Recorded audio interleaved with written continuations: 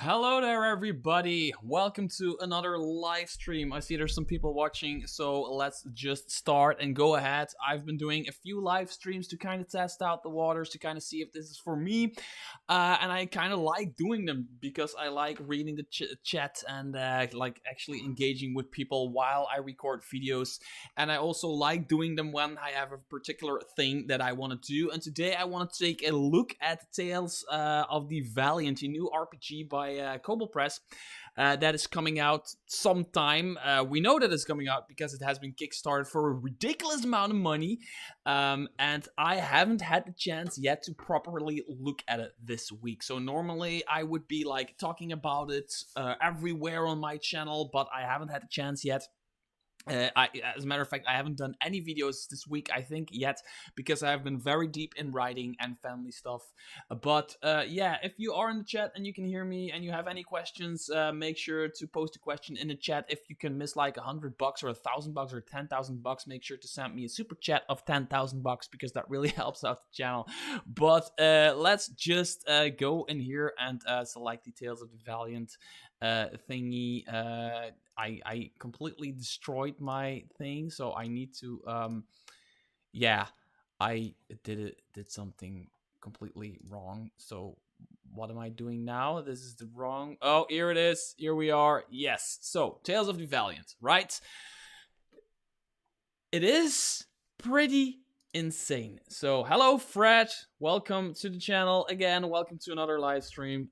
Thank you for being in the chat, and thank you for being the first one to say something in the chat. Make sure to yeah, I don't know, nobody's really talking that much, but Tales of the Valiant, I just want to go over this. I just want to look at this. If anybody has any questions for me regarding like my whatever book I have, whatever I have reviewed, or about Tales of the Valiant, let me know. They were looking for $100,000, and they have already pledged $699,000, almost $700,000 freaking dollars. So it's safe to say they're probably gonna finish over $1 million.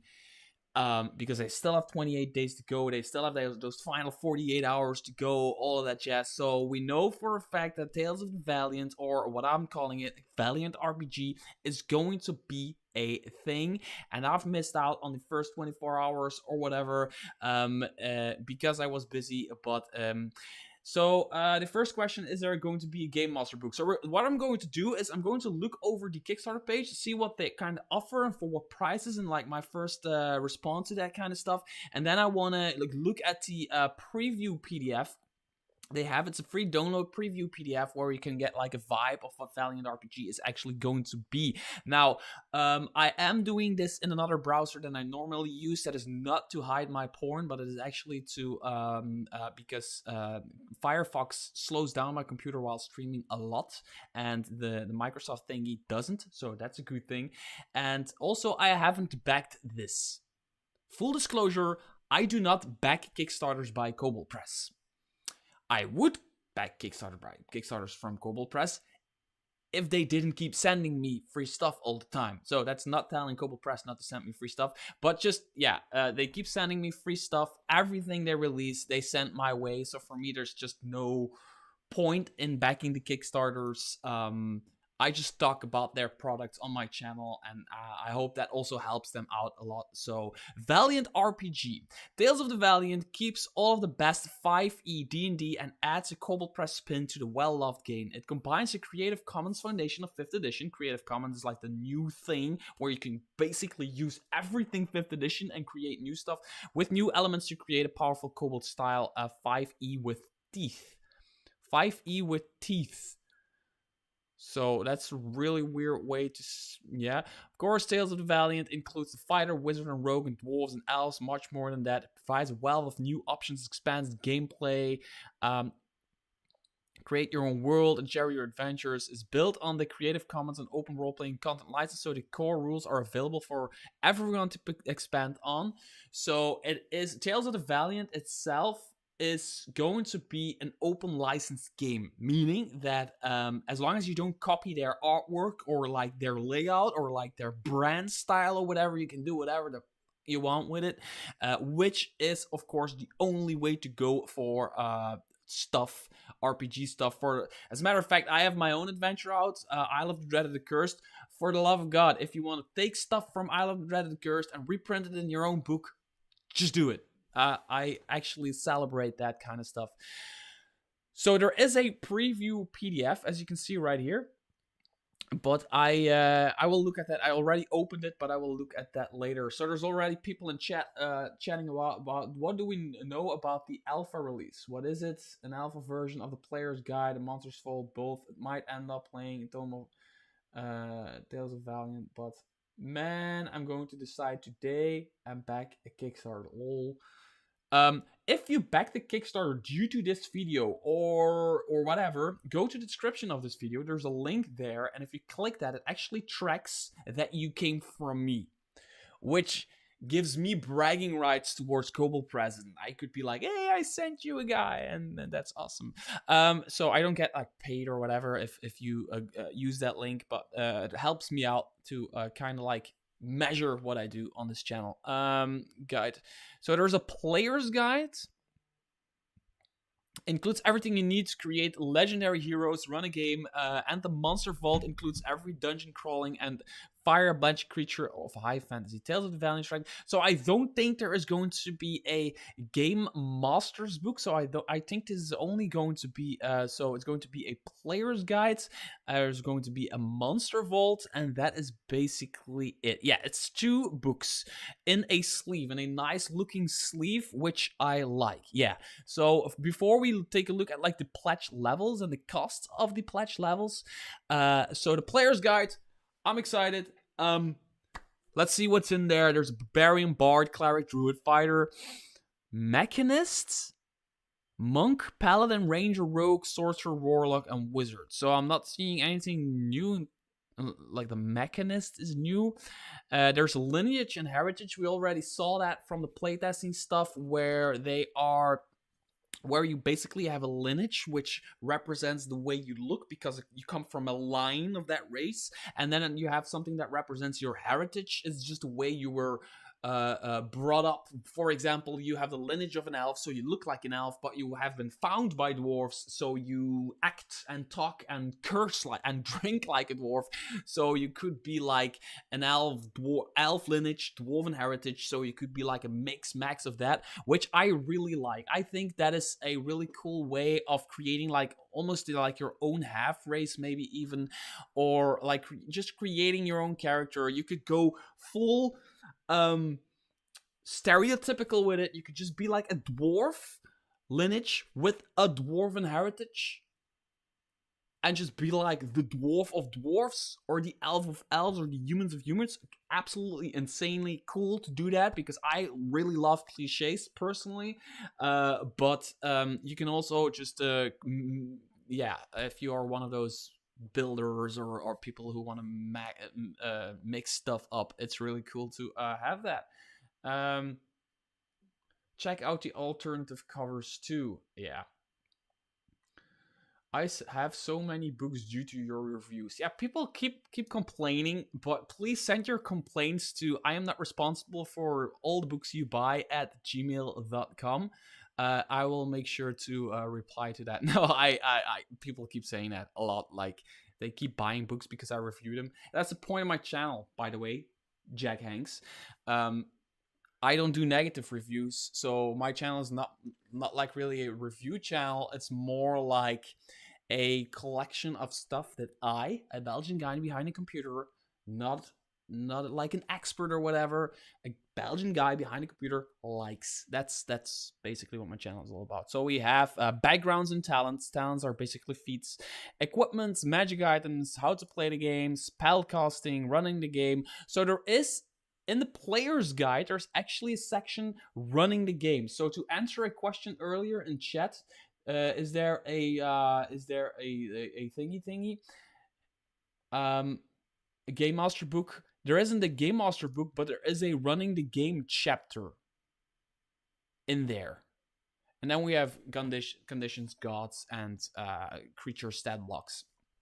Probably some basic creatures. And then there's a monster manual. Yeah, creature types, aberrations, beasts, celestials, all of that stuff. We have monsters, animals, NPCs, tables. Kobold Press does tables really well, and we have some great artwork. I personally really like the style of this thing. The blue and the white is something I see more often in brands nowadays, and it's cool. So let's see. What is it? Wait. So for 59, you get the player's guides plus the player guide PDF and the alpha release PDF for $59. Okay, admittedly, it's a bit steep. Not that I don't think it's worth it. It's more than worth it. I mean, it's going to be a big ass Kobold Press book, and the World book is probably already like 50, 45 US dollars if you don't buy it in a sale or whatever. So it's going to be totally, completely worth it. But especially because you get the PDF with it. But it is on the steeper side. I'm gonna admit it is on the steeper side, especially if you want probably if you want both. So there's going to be the other one, the Monsters Vault, is also $60. I'm gonna say 60. It's 59. I know it's also $60. You get the alpha release, you get the PDF. Then it's 99 for both, and they come in a sleeve, as far as I can see, which I really love. I love the sleeve. I have the sleeve of 4th edition. Yes, I've played 3rd edition, 3.5. Then I played all the way through 4th edition until 5th edition popped up. I never played Pathfinder actively, and I still love my 4th edition sleeve. And the artwork of 4th edition was just really cool. And I'm actually getting some 4th edition vibes from this. So I absolutely love it. Just going to read chat really quickly. Oh, Evan, he's always on my channel. He's always the first one.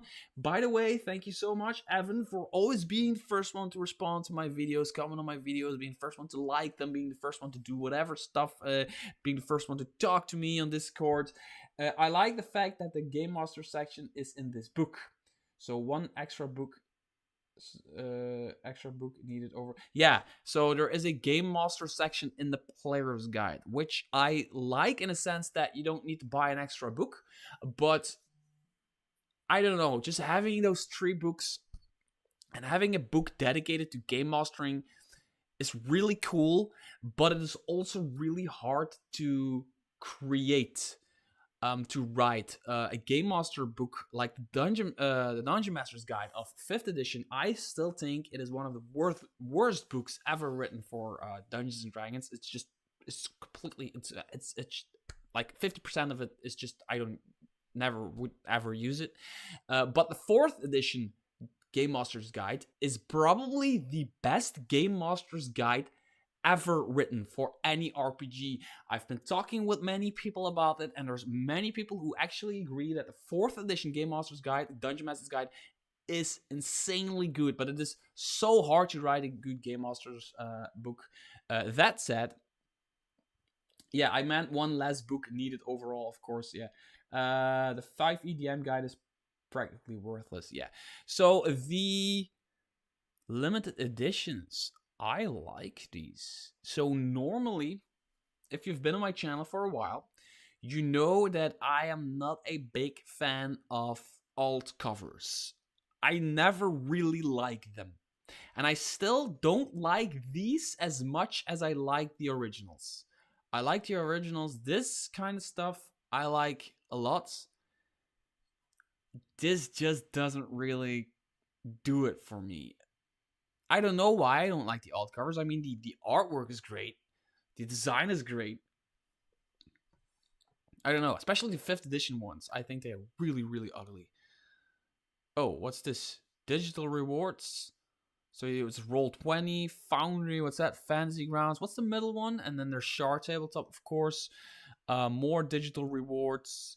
So pledge 48 or more. Let's look here, 48 or more. So it's Variant RPG PDF collection. Oh, you can like really spread it out and have like both of the books in only PDF and the alpha release only PDF. So if you don't want to go with physical books, you can have like the entire package. That's great. That's actually great. And then you can have all this stuff. Roll20, Foundry VTT. What's this? Can anybody tell me?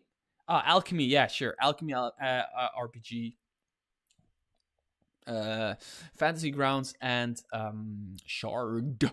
Shard is still my favorite, but I've never been a fan of Foundry. But I'm now becoming a fan of Foundry because I've been playing in Foundry a bit with the Cypher system, and Foundry really has some good stuff going on, to my opinion. So, but Shard, for 5th edition Shard, is still awesome. Be bold, be brave, be valiant, which is a poster. So, oh, retailer thing with a poster and everything. It's 4 times the big pack. Okay, perfect. So there's add-ons from partners, which I really like. Oh, wow, that's cool. The Thrones and Bones stuff. You can add this on. Oh, Vineyard RPG. Oh, shit, this is really cool, actually. Damn. Nice. Wow. Oh, wow. Look at these dice. So I'm going to read chat really quickly. Yeah, I didn't think the alternate covers were worth it. I am backing the core books plus PDF, and then I added the license for Roll20. So, Graham, can you tell me what that cost? So, you have the core books, all the PDFs, and the Roll20. How much was the damage? How much did you spend? I'm really curious because I don't want to spend this video going through that here on this thingy. So... am I actually in the picture still, like, myself? Oh, you can only see my voice, right? You can only hear my voice. You cannot see my beautiful face. That's not what I was planning to do. Wait, give me a second. Wait, give me a second. Look at this. Look at this. There we are. Right? It's better, right? Much better. My beautiful face.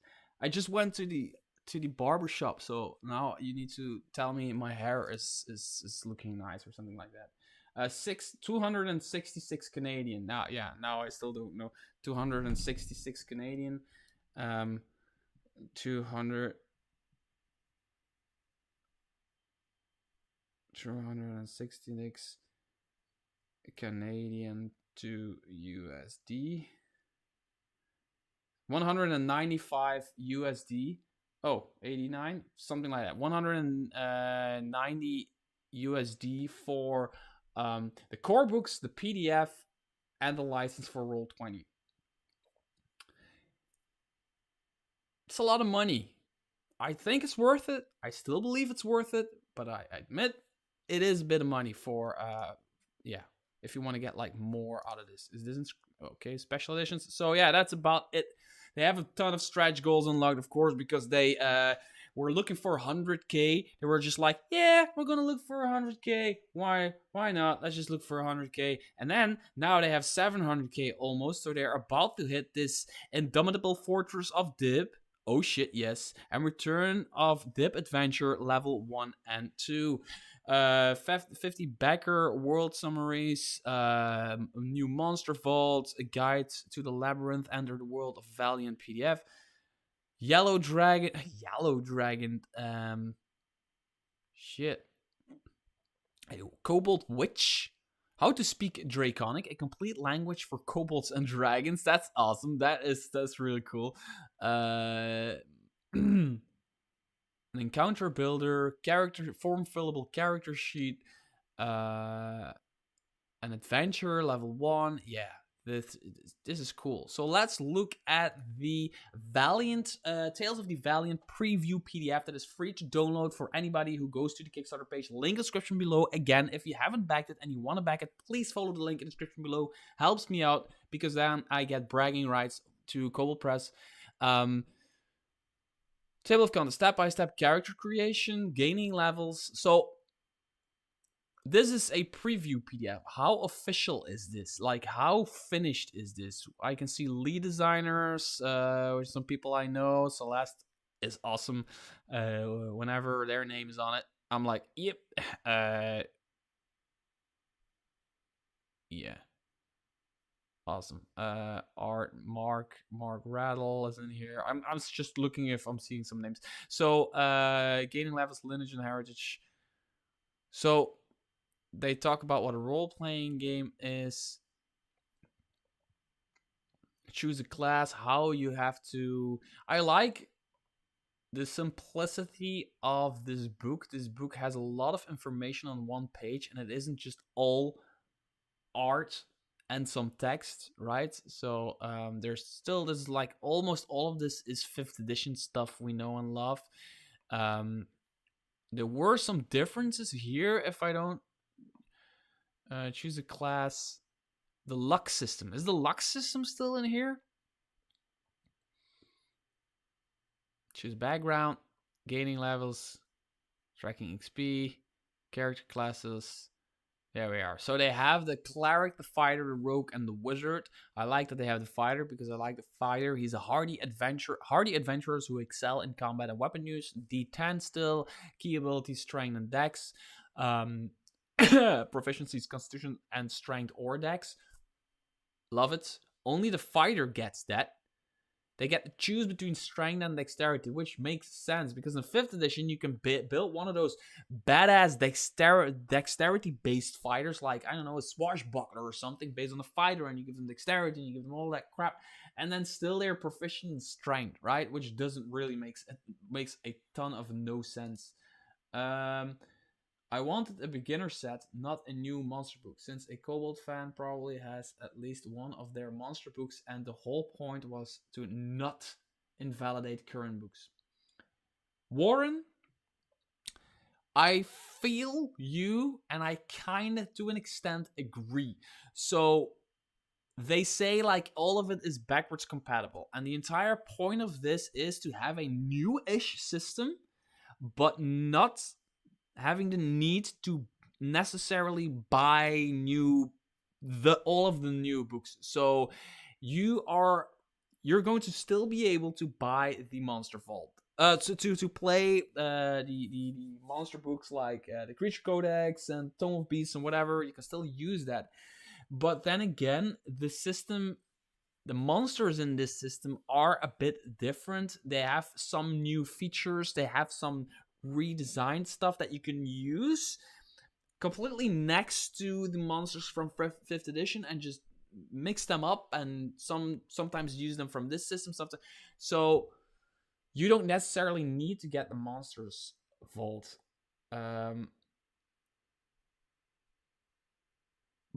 But a beginner's set would be really, really cool to have, like, one of those boxes, like the beginner set, the starter box from 5th edition or Pathfinder or whatever. It's always very cool where you have, like, the adventure, a set of dice, some monsters you need in the adventure, maybe even some tokens to put on your table or whatever. Really like that. The last stand ability of this fighter is a huge improvement over Second Wind. Let's look at it. So we have the cleric. Oh, wow. This is really cool. Really, I love this. I don't know why, but I really, I don't know if I love the artwork or I am in love with the character, but it looks awesome. I'm not gonna, like, completely cover everything that is in here.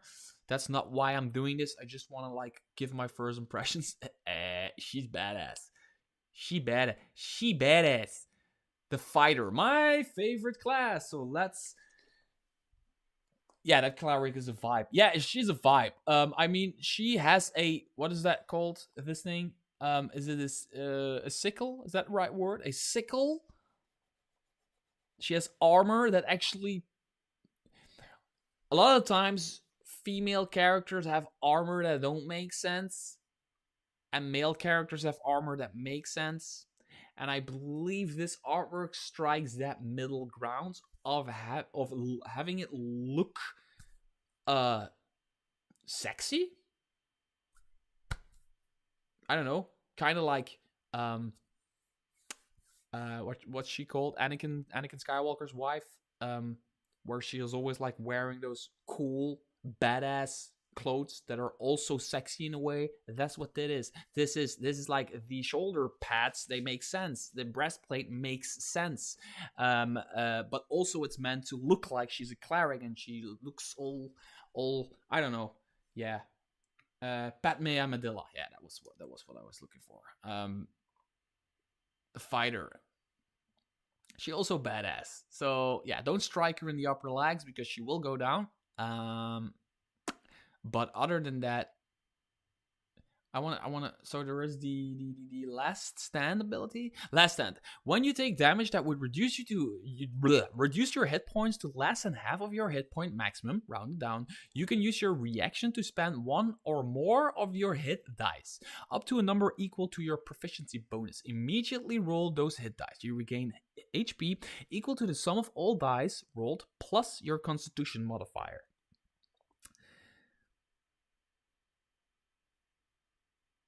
I don't know if I think that is an improvement. I don't know. I like where the second wind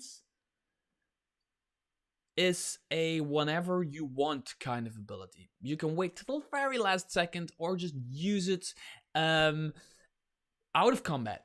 Like after combat, or you're like, oh shit, I want to heal up. Oh, I still have my second wind ability. Just all right.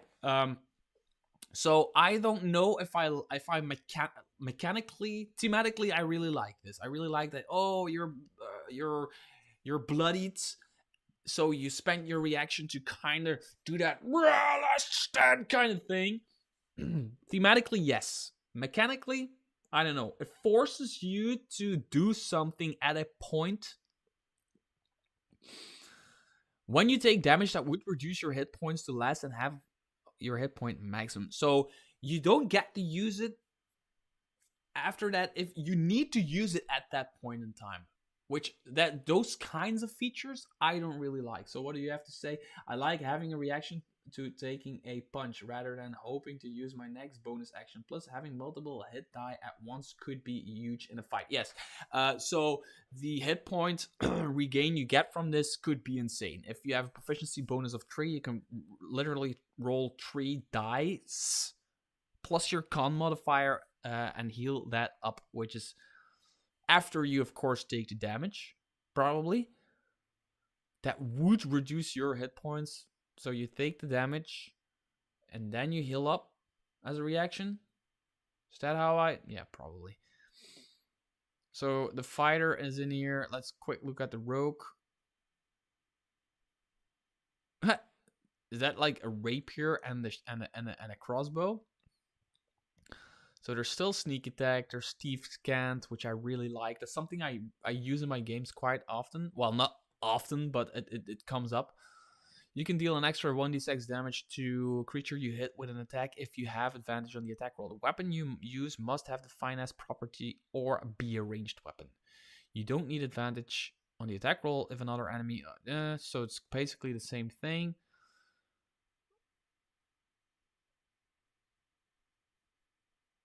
More specialized set of skills. You cultivate a more specialized set of skills. Choose a specialty... Ambush, 3rd level. During the first round of combat, you have advantage on the first attack roll you make against any creature involved in the combat. Additionally, whenever you make a successful attack roll against a creature with a surprise condition, that attack is all automatically considered a critical hit. I like it. I like it. So what you see from this, like immediately, it is 5th edition, but characters are somewhat more powerful. They heal more, they do more damage, they do more damage earlier. And a lot of people have been talking about complaining like, oh no, even more power to the players. Players already have so much power in 5th edition. I agree. In 5th edition, it's a problem because the monsters in 5th edition aren't up there with the players. When you look at challenge ratings, the difference is that this game is built to be played with Kobold Press materials. Kobold Press adventures are more hardcore. Kobold Press NPCs are more hardcore. Monsters by Kobold Press are more hardcore. So the player characters are also more hardcore. So that kind of, in my view, kind of balances that out, right? Can't player powers be countered by raising CRs and or playing the monsters more ruthlessly? Yes, you can, but it defeats the purpose of the challenge rating. That's just how I see it. They have a challenge rating system that doesn't work, right?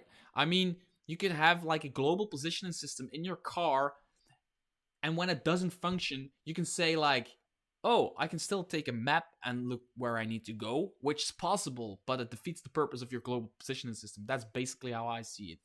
The entire CR thing for 5th edition is completely broken, and it has been falling apart ever since it released. It wasn't play tested, it wasn't done well, and Kobold Press, the thing I want to get to is Kobold Press players are meant to play Kobold Press material.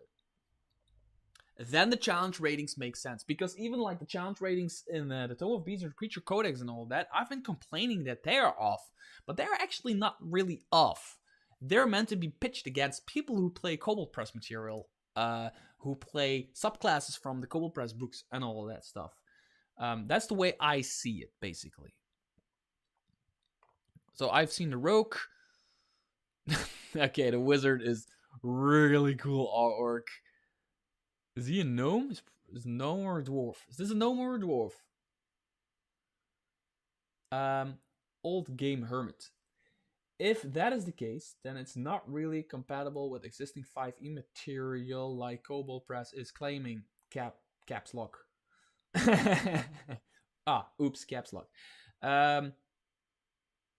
It is compatible in a sense that you still need to do the same thing that you've been doing before with 5e material. If I used 5e, like if all my players were playing subclasses from Kobold Press,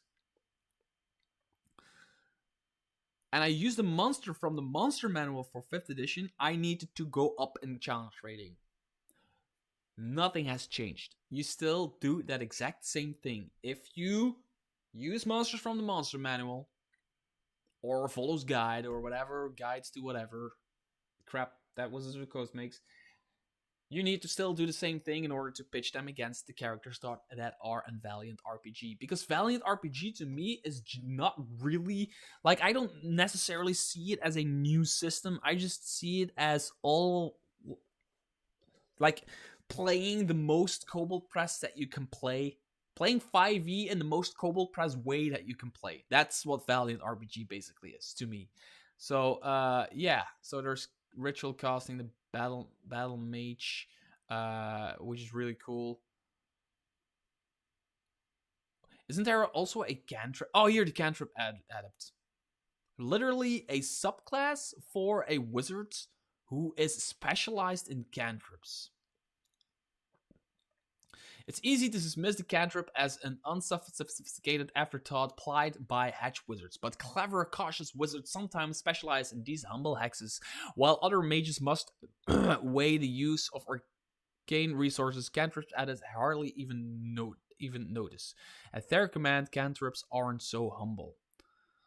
When you cast an arcane circle cantrip that has a casting time of 1 action, you can change the casting time to a bonus action for that casting. You can use this feature a number of times equals to your proficiency bonus. You regain all uses of it when you finish a long rest. Cantrip wizard sounds like a warlock. Yeah, no, this is cool.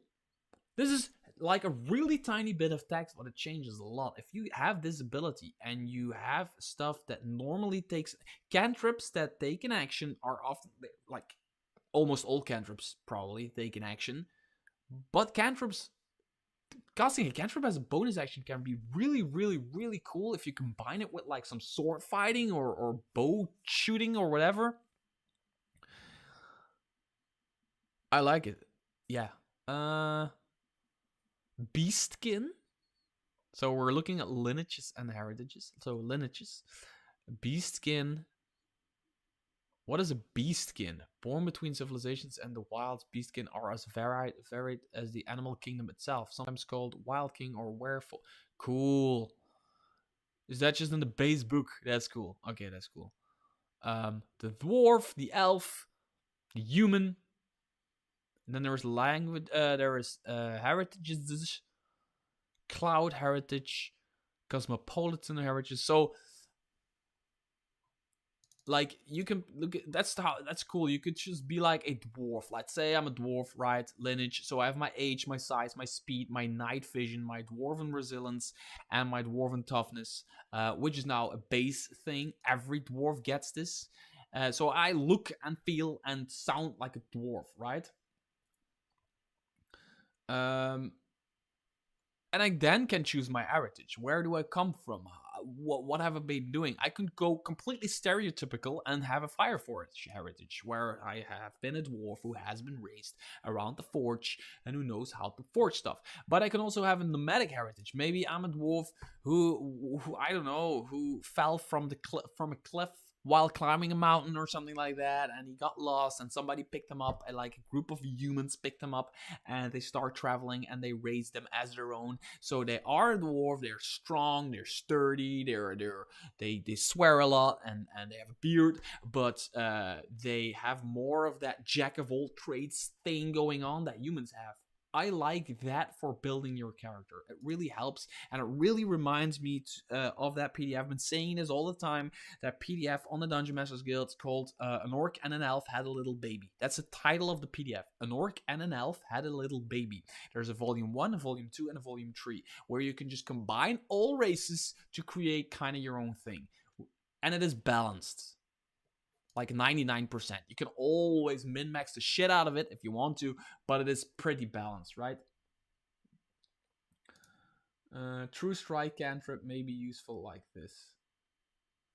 Casting True Strike as a bonus action. Oh shit, yeah. Oh my god. True Strike as a bonus action. True Strike has always been like the most useless piece of cantrip ever. Like, I have a lot of like new players who read it and then think it sounds cool, so they take it, and then after using it 2 or 3 times, they decide to never use it again because it sucks, because you need to spend your action. But if you don't spend your action, you spend your bonus action, you still have an action to actually true strike somebody after that. Cool stuff. Slayer heritage. Wildland heritage. Oh, this is cool artwork. This is really, really, this dude Aragorn with a bunny rabbit and a bird and a fox. Yeah, so I'm just gonna leave this here for now, because I don't want to like go into like this completely here. I want to review this kind of more on my channel and deeper, and give like my real opinion on some of the stuff. Overall, it might sound like I have a lot of stuff.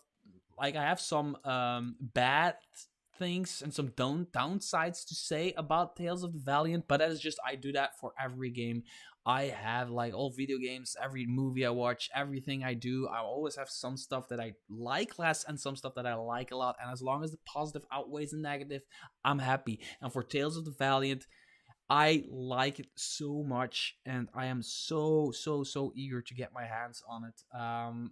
So without further ado, I will probably close off this live stream. If anybody has any more questions, let me know.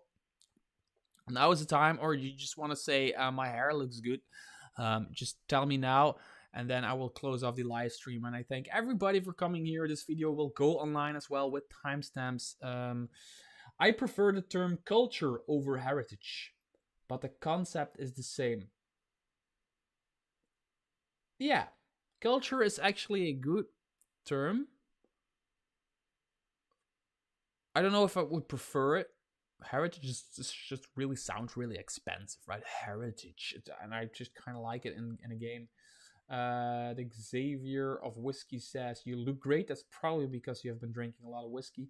I noticed that Wizard's archetype now comes at 3rd level instead of 2nd level. Interesting change. Oh, shit, yeah. So the thing that I am mostly... Gonna start over. The thing that I'm mostly... I can't find my words. The thing that I want to know is, how will characters 5e player handbook / Xanathar's Guide to Everything character, like a samurai fighter, right? From 5th edition, in the same party as a fighter from Tales of the Valiant. How will those two stack up? Especially with things like the wizard getting their shit at level 3, while the other wizards get their shit at level 1 or whatever.